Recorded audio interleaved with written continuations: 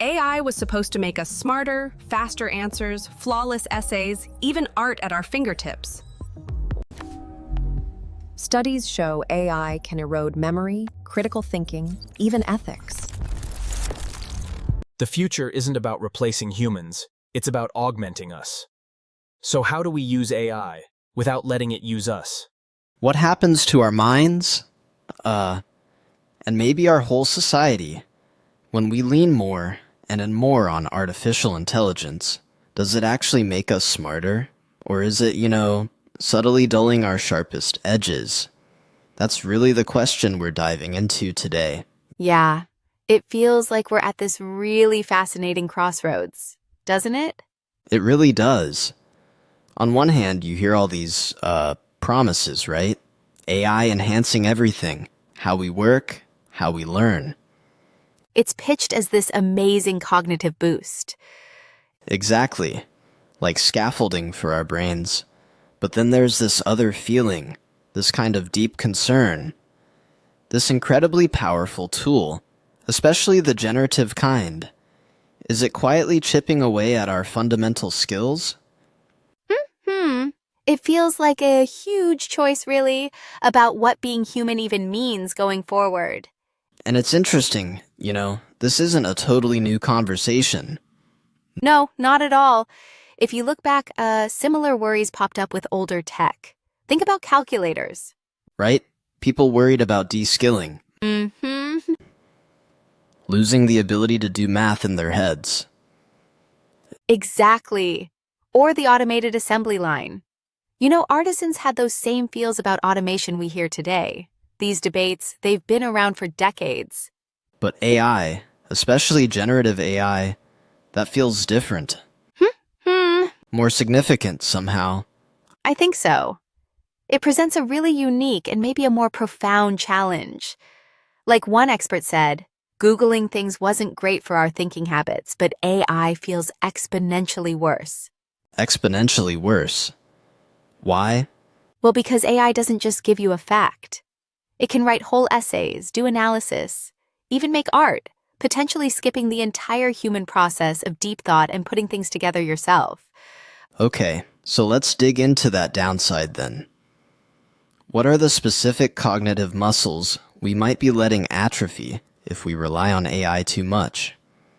Well, there's this really interesting MIT study that highlighted the risk. It showed using AI for writing can lead to what they call cognitive debt. Cognitive debt? Like borrowing from your own brain? Sort of, yeah. Like borrowing from long-term memory.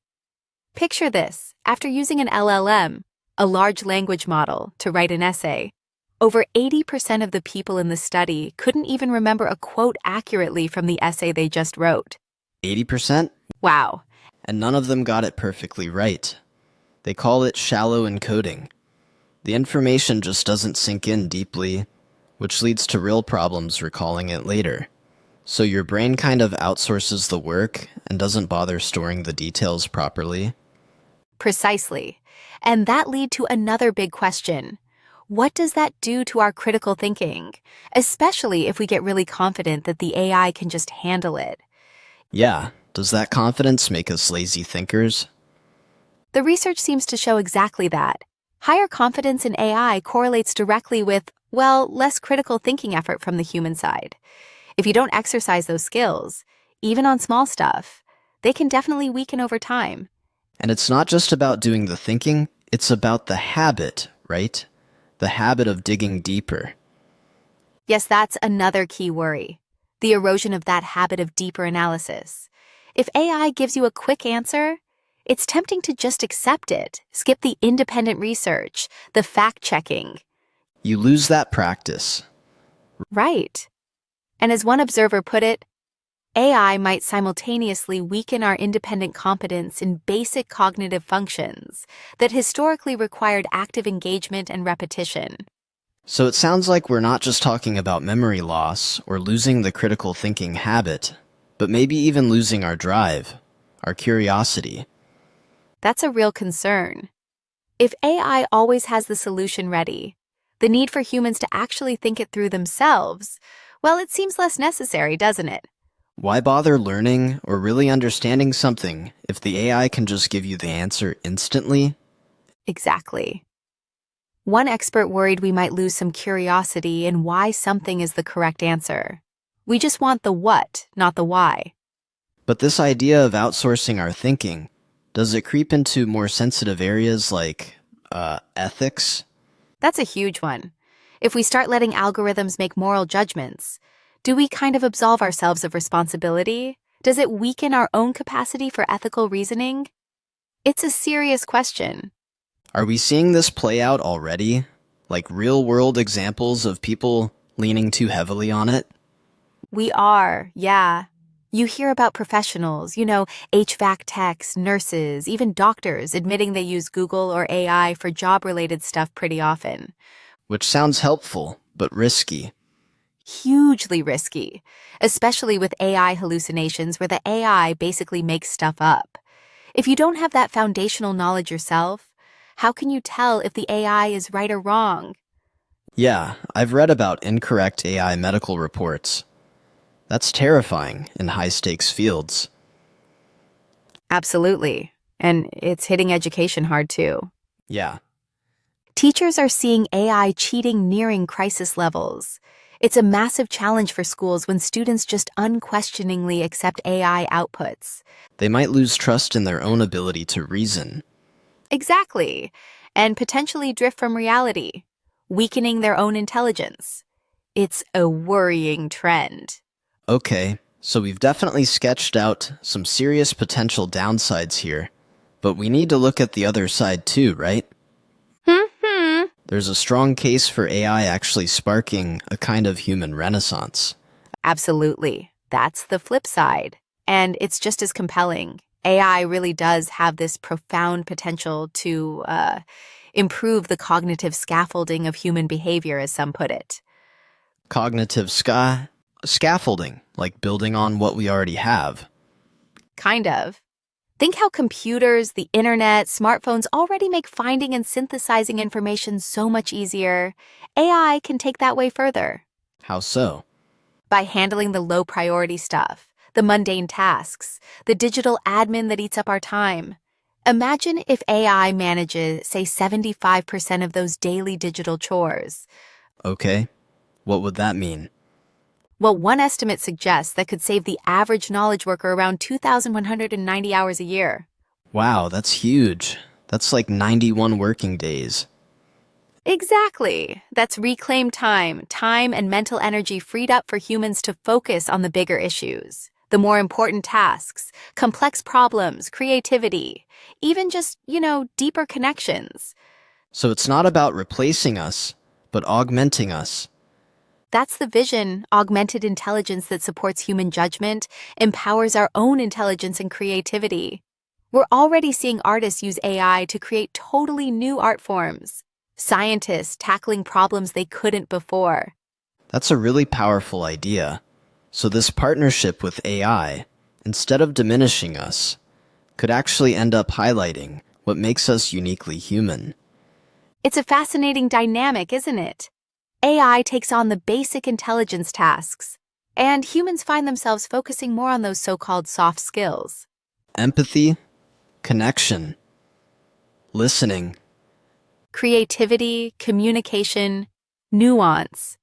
Refining AI actually makes us more aware of our own intuition, our own presence, original thought, real creativity.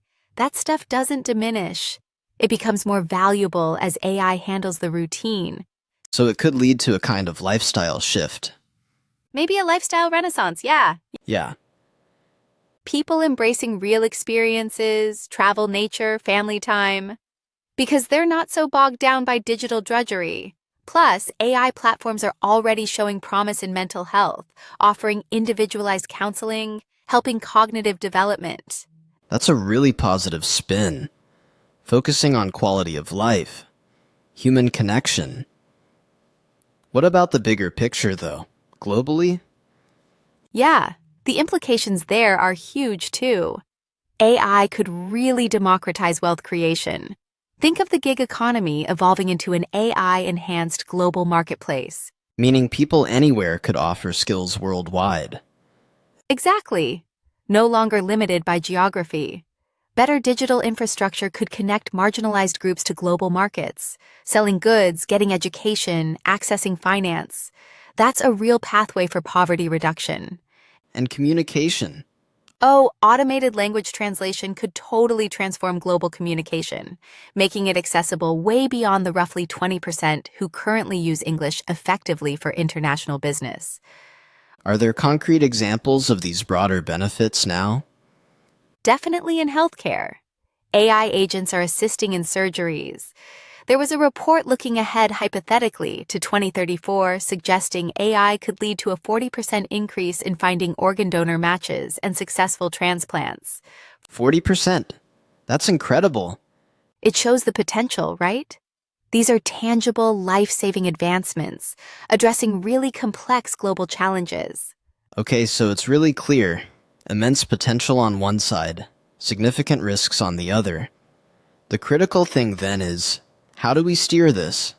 How do we make conscious choices to make sure AI actually serves us well? And that brings up a crucial point. How do we ensure these systems are beneficial?